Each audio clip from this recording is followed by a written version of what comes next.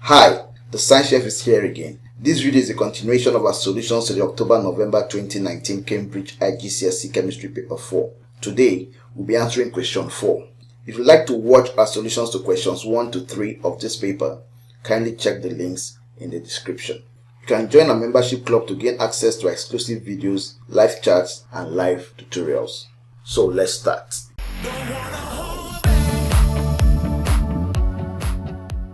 Question 4. Question 4 says, many substances conduct electricity. Let's underline conduct electricity, that's electrical conductivity. Okay. Identify all the particles responsible for the passage of electricity in graphite, magnesium ribbon, molten copper 2 bromide. First, what type of substance is graphite? Graphite is an allotrope of carbon. Carbon exists in different forms in the same physical state, in the solid state. That's allotropy, right? Existence of an element or existence of a substance in different forms in the same physical state. So graphite is an allotrope of carbon. Graphite is the only allotrope of carbon that conducts electricity. Why? Because it contains or it has free mobile electrons. Out of the 4 valence electrons that carbon has, graphite only uses 3 for bonding, leaving 1 that is free to move about, right? We call it what? A delocalized electron. So graphite has what we call delocalized electrons or mobile electrons. That is what it uses to conduct electricity. So mobile or delocalized electrons. Remember, graphite is a solid. That's why it is making use of electrons. The magnesium ribbon. Magnesium ribbon is a metal, and remember we had defined the structure of the metal in one of our solutions, right? So and metals are made up of positive ions and C of the localized electrons. So that C of the localized electrons is responsible for the conduction of what? Electricity, just like graphite. So magnesium also conducts electricity with the help of what? Mobile or the localized. Please don't just write electrons. If the electrons are not mobile, then it cannot conduct electricity, right? That would be what? Mobile or localized. Then molten, which means that it's what? In the liquid what? State, right? Molten copper 2 bromide. We are told that molten copper 2 bromide conducts electricity. This is a compound now. Copper 2 bromide is a compound, not an element, not a metal. So if a molten compound conducts electricity, and this molten compound is made up of what? Ions, copper 2 plus and bromide what? Ion. So a molten compound that is made up of ions that conducts electricity is said to be an electrolyte, is it not? Yes, it's an electrolyte. So how do electrolytes conduct electricity? Electrolyte conduct electricity with the help of mobile ions. Mobile ions, not electrons. Students always make that mistake of stating that electrolytes conduct electricity with mobile electrons. No, they conduct electricity with mobile ions, and that's the major difference between an electrolyte and solid conductors. Solid conductors conduct with mobile electrons, while electrolytes conduct with mobile ions in their molten state of aqueous solution. Alright. Question 4b. A student used the following apparatus to electrolyze concentrated aqueous sodium chloride using inert electrodes. Let's underline the keywords. Electrolyze concentrated aqueous sodium chloride using what? Inert electrodes. Fine. Now from this diagram, we can see that this is the Hoffman's voltameter. Hoffman's voltameter. I'm not sure if my spelling of Hoffman is correct. Hoffman's voltameter, commonly used in the electrolysis of acidified water. It's commonly used for the electrolysis of acidified water. But here we are doing for electrolysis of concentrated aqueous sodium chloride. Why is this suitable? Because the products of this electrolysis are gases, just like the products of electrolysis of acidified water. So let's go back to the question. This question clearly is on electrolysis. And what is electrolysis? Electrolysis is the chemical decomposition of an ionic compound by the passage of what? Direct current through its molten state or aqueous what? Solution. There are different electrolytes. Here we are looking at concentrated aqueous sodium chloride, which means that there are certain factors we are expecting to play out here because of the what? Concentration, because of this concentration. Concentrated sodium chloride undergoes a different electrolysis from dilute aqueous chloride. So they give us two different what? Products. And then an inert electrode. Okay, what's an inert electrode? There are two types of electrodes in electrolysis based on their nature, right? We have the active electrodes and the inert electrodes. We made a video on terms and mechanisms of electrolysis. So if you want to watch that video, we've added the link in the description, right? So inert electrodes are basically electrodes that do not participate in electrolytic what? Process. They don't participate in electrolytic what? Because they don't determine the ions that will be what? Discharged. They are kind of those are. While active electrodes are electrodes that participate in the electrolytic what? Process. Okay? So let's look at the questions. Before we look at the question, let's even analyze this electrolysis. We are looking at concentrated sodium chloride, right? NaCl aqueous, which ionizes to give us what? Na plus and Cl minus, and then water, because it's a solution. So water will be down. Water is a weak electrolyte. So water ionizes partially to give us H plus and what? OH what? Minus. So these two negative ions will move to the anode, while the cations will move to the cathode. Right? So at the anode, what will happen? The chloride ion will be preferentially what? Discharged over the hydroxide ion because of higher what? Concentration. But this is high, the concentration of this is high, this is also what? High. This one is low, this one is also what? Low. So this will undergo what? Oxidation, because oxidation occurs at the anode. So this undergoes oxidation, which is a loss of electron, to give us what? Chlorine what? Gas. So we balance this, we get 2Cl minus 2 electrons, give us Cl2 what? Gas. So you see bubbles of what? Green gas. Bubbles of green gas at the bubbles of green gas at the anode. Then at the cathode, what will happen at the cathode? Reduction takes place at the cathode. Now these two cations, sodium ion and hydrogen ion, will migrate to the cathode. And when they get to the cathode, what will happen? Even though sodium ion is higher in concentration than hydrogen ion will be preferentially what? Discharged, because the distance between them is what? Wide. Because hydrogen what? Gas. So you see bubbles. You see bubbles of colorless what? Of colorless gas at the what? Cathode. I know some of you may not understand what I've just done, but to learn more on electrolysis, we've added the link in the description. So try and watch those videos to have a clearer understanding of what we are talking about here. So let's continue. So just the name of a metal which could be used as the inert electrode. Fine. We already know what inert electrode is, or what inert electrodes are. And there are two substances that are commonly used as inert electrodes. One, carbon, and two, platinum. Carbon and platinum. Now, carbon is not a metal because you're asked to do what? Give a metal. The name of a metal which could be used as a what? Inert electrode. The form of carbon used as an electrode is graphite, not all forms of carbon. So, carbon graphite, right, is one of the inert electrodes, and the other one is what? Platinum. Platinum is a what? Is a precious metal. So that's what is also used. So the answer here is what? Platinum, because we are told to name a metal. Name, not formula. Then name the gas formed at the positive electrode. Wow, we already answered the question. Remember, the anode is what? Positive, right? The anode is the positive electrode. This is the anode. But this is the cathode. So the gas here, the gas formed at the anode is chlorine gas. while the gas formed at the cathode is the hydrogen gas, and the ratio of both gases is 1:1.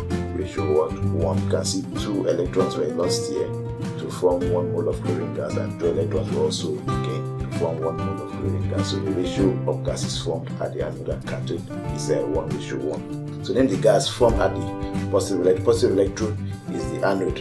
Let me write here, that's the anode, where oxidation occurs. The name of the gas is what? Chlorine gas, while the negative electrode is the cathode, where reduction occurs. Write an ionic half equation for the reaction occurring at the negative electrode. Include state symbols. Wow, we've already done that. So all we need to do is to add our state word symbols. So we come here, that will be what? 2H plus aqueous plus 2 electrons give us what? H2 gas. Remember, there are 3 marks here for this question, right? So it means that 1 mark for the correct reactant and correct product, 1 mark for the balancing of the equation, and then 1 mark for the state symbols. So that's how the 3 marks are distributed. How, if at all, does the pH of the solution change during the electrolysis? Explain your answer. Good. How does the pH of the solution change? Look at this now. When we started, we had 4 ions here, right? Sodium ion, chloride ion, hydrogen ion, and hydroxide ion. So, and after the electrolysis, chloride ion and hydrogen ions have been removed as chlorine gas and hydrogen gas respectively. So now leaving behind what? Sodium ion and hydroxide what? Ion. Can you see what I'm already saying? So these two now combine to give us what? Sodium hydroxide, is it not? What do you think will happen to the electrolyte? What is sodium hydroxide? Sodium hydroxide is the base, it's an alkali, right? So, and it's a strong alkali for that matter. Sodium chloride is a salt, a neutral salt in solution, right? Before the electrolysis started, the pH of the solution, of the concentrated aqueous sodium chloride solution, was 7, right? Because it was neutral. Now, after the electrolysis, sodium hydroxide is formed. That's why we are always told that there are 3 products in the electrolysis of concentrated aqueous sodium chloride, which are hydrogen gas, chlorine gas, and sodium hydroxide. These are the 3 products. These are the 3 products of the electrolysis of concentrated aqueous sodium chloride. So why is sodium hydroxide a product? Because it is different from what we started with. Remember, we started with sodium chloride but ended up with what? Sodium hydroxide. So there is a change. There is a chemical what? Change. A new substance was formed. So that's why it is considered as a what? As a product. So what then do you think will happen to the pH of the electrolyte after the electrolysis? Of course, it will increase because this is what? A base or an alkali. So how, if at all, does the pH of the solution change during the what? Electrolysis? Remember, 3 marks. So first, answer the how. The pH of the solution will increase from 7 to, let's say, 13 or 14, as the case may be. About 13 or what? 14. Why? Because the sodium ions and hydroxide ions left in the solution after electrolysis. After the electrolysis, will combine to form sodium hydroxide. Don't mind my P. Alright, that is it. So how do you get your marks? pH, 1 mark for the change in the pH. That's the direction of the change, increase. It's not necessary that you write from 7 to 10. It's not necessary. You can just say that it will increase, right? That's from neutral to what? To alkaline. Then because the sodium ions and hydroxide what? Ions left in the solution. That's the second point. The ions in the solution will be responsible for the formation of the new product. Sodium ions and hydroxide ions left in the solution after the electrolysis. That's one other point. We now combine to form what? Sodium hydroxide. That's a what? The last point. Sodium hydroxide is what? An alkaline. That's it. Okay, so let's continue. Question 4C then says a student used the following electrochemical cell. Alright, let's underline this. Electrochemical cell. The reading on the voltmeter was plus 1.1 volts. Right? You have the diagram there. The electrochemical cell is made up of 2 electrodes, a zinc electrode and a copper electrode with a voltmeter, and dilute sulfuric acid as a what? Electrolyte. Now draw an arrow on the diagram to show the direction of electron flow. So let's first of all talk about electrochemical cell and then analyze this word image. Now, electrochemical cell is a device that's used to convert chemical energy to electrical what? Energy due to what? The difference in potential between the 2 electrodes, right? So electrochemical cell is always made up of 2 electrodes and a what? Voltmeter. The voltmeter measures the amount of voltage produced by the what? Cell. Then the 2 electrodes are always made up of what? A more reactive metal and a less reactive what? Metal, if the 2 of them are metals anyway. So here we are going to make use of electrochemical what? Series. Okay, plus from this diagram you can see that zinc electrode and copper electrodes are what? Used, and zinc electrode here will act as what? Anode. Why? I'll explain that. While copper electrode acts as the what? Cathode. The zinc electrode acts as the anode because it is more reactive than the copper electrode. The more reactive metal is always the anode, while the less reactive metal is always the what? Cathode. Oxidation occurs at the anode, while reduction occurs at the cathode, just like the electrochemical what? Cell.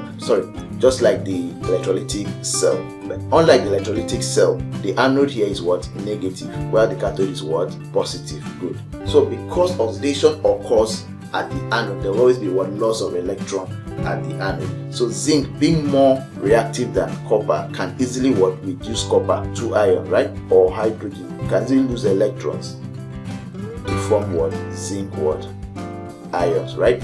So when that happens, the electrons will flow through the external wire to the cathode, right? When it gets to the cathode, the metal in the cathode does not pick up what? The electron. It is the ions in the electrolyte that picks up the ion. So in this case, the ions in this electrolyte are what? Hydrogen ion and SO42 what? Minus, right? So the hydrogen ion will be the one that will pick up these electrons plus what? 2 electrons to give us what? H2 gas. So which means at the end of the day, the cathode does not react. Now this principle is always used in what we call cathodic what? Protection of iron, where iron is used as a cathode and then connected to a more reactive metal like zinc or magnesium, and both metals will be in contact with an electrolyte, let's say like seawater, right? So when that happens, the zinc or magnesium will always undergo oxidation, sacrifice itself, right, to protect the what? The anode, the cathode, sorry. So it will always give up the electrons. The cations in the electrode will now pick up the electrons, and nothing will therefore happen to the what? To the cathode. So it's a form of cathodic protection, or what we call sacrificial protection by the anode. Okay, so now draw an arrow on the diagram to show the direction of electron flow. We've already done that, so we come here and write what? Electrons on top. That the electron moving from the anode to the cathode. Okay, then suggest the change, if any, in the voltmeter reading if the zinc electrode was replaced with an ion. Zinc electrode replaced with iron electrode. Explain your answer. Fine. So if we replace zinc with iron, coming to the electrochemical series now, this is zinc and this is copper, right? You can see the distance. Now, if we replace zinc with what? Iron, what will happen to the voltmeter what reading? When zinc is used, the voltmeter is reading plus 1.10 volts. But now replace it with iron. What do you think will happen? The truth is that when the zinc is replaced with iron, yes, current will still flow, right? Because iron is more reactive than what? Copper. So electrons will still move from the anode to the cathode, from the iron electrode to the copper electrode. But there will be a drop in this EMF, right? There will be a drop in the EMF of the cell because the distance between zinc and copper is wider than the distance, or farther than the distance, between iron and copper. One thing that we need to note designing an electrochemical cell, the voltage or the EMF produced by the cell depends on the distance between the metals used in making the electrodes in the electrochemical series, right? The further the metals are on the electrochemical series, right, the larger the EMF of the cell will be, and the closer the distance of the metals in the electrochemical series is, the smaller the EMF of the cell, which means that the magnitude of the EMF of the electrochemical cell is directly proportional to the distance between the two metals used in making the electrodes in the electrochemical cell. So if you want to design an electrochemical cell, you must take the distance of the metals that you want to use into concentration. So what will be the answer here? The voltmeter reading